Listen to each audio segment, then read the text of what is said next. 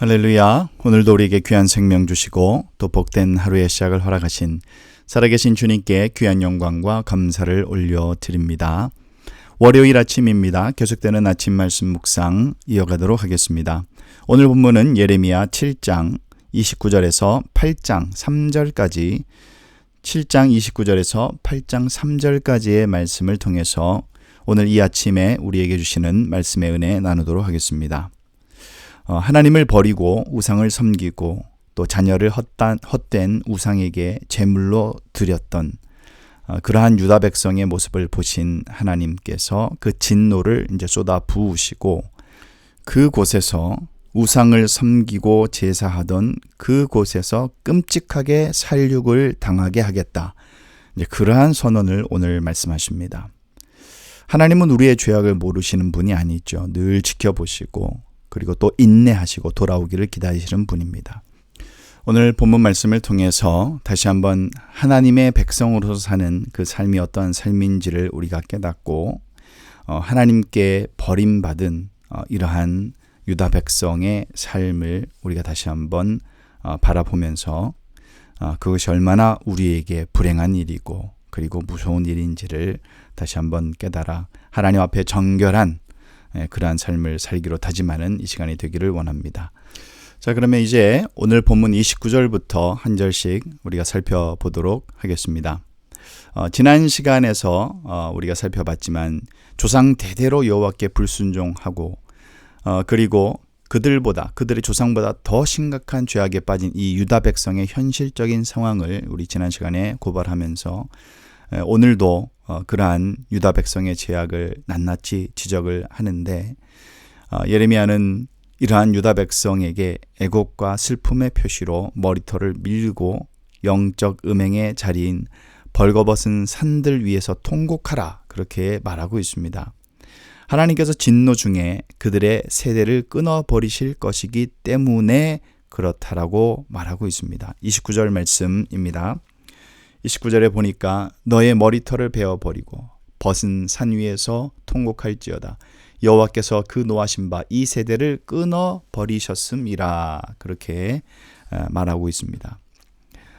가혹한 심판이죠. 이러한 심판이 그들에게 임하는 까닭이 무엇이었습니까? 그들이 너무나도 이중적인 뻔뻔스럽게 하나님의 성전 안에서 가증하게 하나님께서 여기시는 우상들을 세워두고 하나님의 집을 더럽혔기 때문입니다. 30절 보겠습니다. 여호와께서 말씀하시되 유다 자손이 나의 눈앞에 악을 행하여 내 이름으로 일컬음을 받는 집에 그들의 가정한 것을 두어 집을 더럽혔으며 이러한 일들이 특히 히스기야 왕의 아들 므낫세 왕 때에 아주 극심했습니다. 열왕기하 21장 이하에 보면 나오는데 므낫세와 아몬을 이어서 왕이 된 요시야가 이제 강력한 종교 개혁을 실행해서 성전을 정화하기는 했지만 그렇지만 그가 죽은 후에 그의 두 아들 여호아하스와 여호야김 이 시대에 또다시 그 옛것들이 또 그 찌꺼기들이 또 다시 살아나서 우상 숭배가 판을 치는데 그들의 백성의 삶을 지배할 뿐만 아니라 급기야 하나님의 성전에까지 우상을 두는 그러한 일들을 자행했던 것입니다. 31절로 넘어가서 계속해서 보도록 하겠습니다. 유다 백성이 이 예루살렘 남서쪽이죠. 흰놈의 아들 골짜기에 몰렉 신의 신전이라 할 수 있는 도벳 사당을 건축하고요. 그리고 몰렉 신에게 자녀들을 급기야 제물로 바치는 이 그 토착 신앙이죠. 그 가나안에 흔히 행해졌던 그런 자녀들을 제물로 바치는 거기에 이제 물들어 버린 것입니다. 이 흰놈의 아들 골짜기 또는 이제 흰놈의 골짜기로도 이렇게 불리는데 예레미야는 다른 곳에서도 이 골짜기를 몇 차례 이제 언급한 적이 있습니다.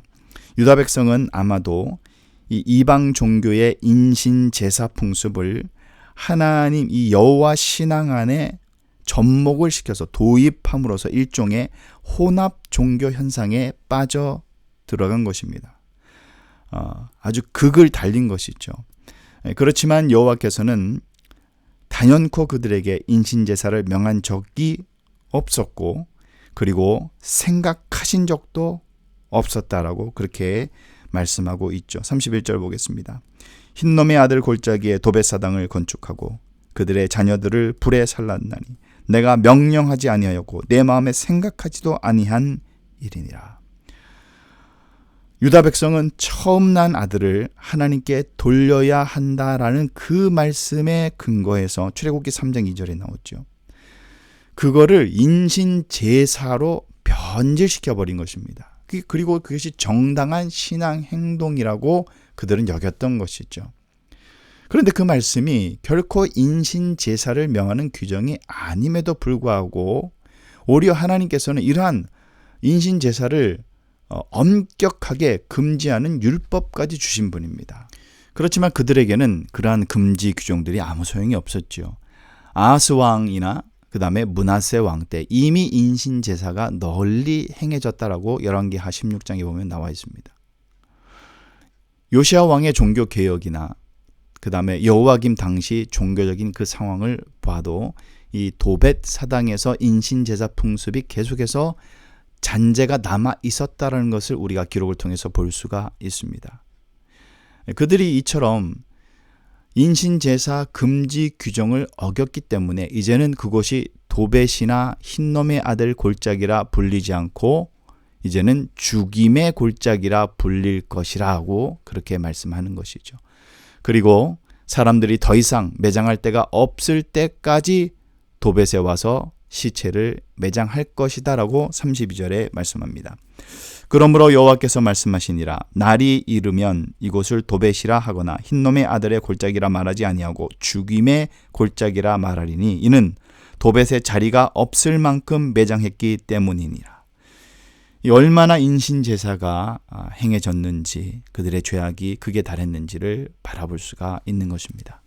이제 33절로 넘어가서 유다 백성은 죽음 이후에도 정상적인 방식으로 매장되지 못하는 그런 불명예스러운 죽음을 맞이할 것이다 라고 말씀합니다. 심판으로 인해 죽은 자들의 시체는 많은데 매장할 때는 부족한 상황에서 시체들을 쌓아두다 보니까 공중의 새와 땅 짐승들이 달려들어서 그 시체들을 먹이로 삼을 것이다. 그리고 새나 짐승들을 쫓아낼 사람도 없을 것이다. 그렇게 33절에 말씀하고 있습니다. 이제는 유다 성읍들과 예루살렘 거리에서 기뻐하는 소리나 즐거워하는 소리나 결혼의 기쁨에 사로잡힌 신랑의 소리나 신부의 소리가 다 끊어질 것이고 땅은 폐허로 바뀌고 말 것이다 라고 34절에 말씀합니다. 이 결혼의 기쁨을 표현하는 소리가 끊어질 것이라는 것은 이 심판의 말씀은 결혼이 불가능하게 될 것이고 결혼 이후에 자연스럽게 이루어지는 자녀 출산도 금지될 것이다. 그러니까 대가 끊어질 것이라는 것을 말씀하는 것이죠. 하나님의 귀한 선물인 자녀를 불살라서 우상에게 제물로 바치는 그 행동 때문에 하나님께서는 자녀 출산의 권리 자체를 빼앗아 가시는 그런 심판을 말씀하고 있는 것입니다. 이제 8장으로 넘어가서 8장 1절부터 3절까지 이 계속되는 무분별한 이 우상의 숭배에 대해서 얘기를 하고 있습니다. 하나님의 심판으로 죽임을 당한 자들의 시체들은 시간이 지나면서 뼈밖에 남지 않겠죠. 그러나 유다 백성의 가증스러운 범죄와 이러한 신앙적인 타락에 진노하신 하나님께서는 그들의 뼈까지도 가만두지 않으신다라고 말씀하십니다. 사람들이 유다 왕들의 뼈와 정치 지도자들의 그런 고위 관리들의 뼈와 종교 지도자들과 제사장들의 또는 예언자들의 뼈와 예루살렘 주민들의 뼈를 시체들의 안식처라고 할 수 있는 무덤에서 끄집어내게 할 것이다라고 8장 1절 말씀에 강력하게 말씀하고 있습니다. 1절 보겠습니다. 여호와의 말씀이니라. 그때의 사람들이 유다 왕들의 뼈와 지도자들의 뼈와 제사장들의 뼈와 선지자들의 뼈와 예루살렘 주민의 뼈를 그 무덤에서 끌어내어 그들의 무덤도 더럽혀질 것이라는 말씀이죠. 그 뼈들을 끄집어낸 원수의 군대는 아이러니하게도 그동안 유다 백성이 지성으로 섬겼던 하늘의 해와 달과 모든 천체 아래 그 뼈들을 펼침으로써 그들의 시체가 마지막 순간까지 더럽혀지고 모욕당하게 될 것이다 말씀합니다. 유다 백성이 숭배했던 해와 달과 별은요, 그들의 시체가 이처럼 모욕당하는 상황에서 아무런 도움을 주지 못하죠. 왜냐하면 우상 자체가 아무런 능력이 없잖아요. 무덤에서 파헤쳐져서 만천하에 공개된 그 뼈들을 다시 묻어주는 사람이 아무도 없기 때문에 어느 정도 세월이 흐른 다음에는 자연스럽게 땅 바닥에서 분토가 되고 말 것이다 라고 말씀합니다. 2절 말씀에 그들이 사랑하며 섬기며 뒤따르며 구하며 경배하던 해와 달과 하늘의 무별 아래에 펼쳐지게 하리니 그 뼈가 거두이거나 묻히지 못하며 지면의 분토 같을 것이며.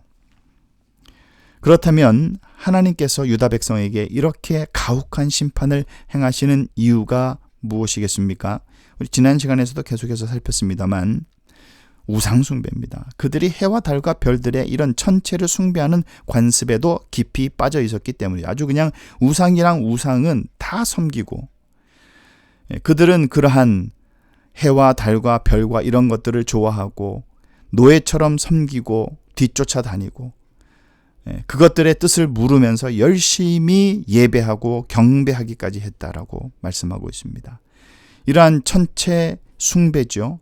금지하는 규정이 신명기에 분명히 있음에도 불구하고 유다 백성들은 끊임없이 해와 달과 별 같은 것들을 숭배하는 그러한 엄청난 죄를 범했던 것입니다. 그러한 까닭에 하나님께서는 그들에게 가혹한 심판을 내리실 것이며, 그들 중에 살아남은 자들은 포로로 잡혀가겠지만 포로의 그런 비참한 삶을 견디지 못해서 포로 생활을 하는 것보다는 차라리 죽기를 더 바라게 되는 그러한 상황에 처해질 것이다 말씀합니다. 마지막 3절 보겠습니다. 이 악한 민족에 남아있는 자 물은 내게 쫓겨나서 각처에 남아있는 자들이 사는 것보다 죽는 것을 원하니라. 만군의 여호와의 말씀이니라. 그만큼 포로 생활이 만만치 않을 것이라는 얘기죠. 삶의 끝자락에 부딪히게 되면 차라리 내가 죽는 것이 낫겠다라고 생각하는 것이 사람의 그런 절망적인 환경 아니겠습니까? 그러한 지경에 이르게 될 것이다. 하나님께서 경고의 말씀을 주고 계십니다. 오늘 말씀을 정리하겠습니다. 유다 백성은 하나님의 백성이었지만 이러한 범죄를 저질렀을 때에 하나님의 심판 피할 수 없었습니다. 성전이 있었죠. 물론 그들은 성전이 있었기 때문에 멸망 안 한다, 평안하다라고 그렇게 생각했지만 결국엔 비참하게 멸망당합니다.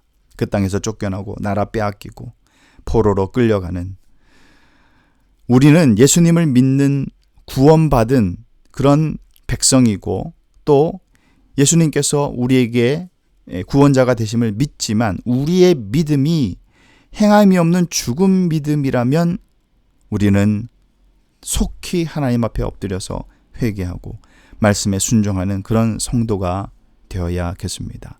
이 구약은 계속해서 하나님의 경고의 말씀, 심판의 역사를 우리에게 말씀해 주고 있습니다. 우리는 정말 하나님의 은혜로 예수 그리스도의 구속의 은혜를 입었습니다. 어떻게 보면은 그 구약의 백성들보다 우리는 더 나은 삶을 산다고 말할 수 있습니다. 왜냐하면 모든 죄를, 감당할 수 없는 이 죄를 예수께서 다 지셨기 때문에, 그리고 우리의 구원자가 되셨기 때문에 이러한 감당할 수 없는 은혜를 주셨음에도 불구하고 하나님을 떠나고 마치 유다 백성들과 같이 구약의 삶을 사는 사람들이 오늘날에도 많이 있습니다. 오늘날의 성전은 성령이 거하시는 전인 그리스도의 몸입니다. 우상은 하나님의 자리를 대신하는 인간의 탐심입니다. 골로새서 3장에서 그렇게 말씀하시죠. 그래서 우리는 유다 백성의 행위를 따르지 않는다고 우상 숭배의 죄로부터 자유롭다고 그렇게 우리는 착각해서는 안 되는 것입니다. 우리의 마음과 우리의 몸을 거룩함으로 하나님이 받으시기에 합당한 산제사를 드리며 영적 예배의 삶으로 들어갈 때에 우리가 함께 모여 드리는 그 예배도 하나님은 기뻐 받으실 것입니다. 오늘 말씀을 통해서 우리에게 계속해서 주시는 교훈은 이중적인 삶, 그것을 경계하라입니다. 이미 우리에게 주신 예수 그리스도의 그 크신 은혜를 다시 한번 생각하고 오늘도 말씀 앞에 정직하게 서서 이중적인 삶이 아니라 삶이 신앙이 되고 신앙이 삶이 되는 그러한 하나님의 참된 백성으로 살아가시기를 예수님의 이름으로 축원합니다.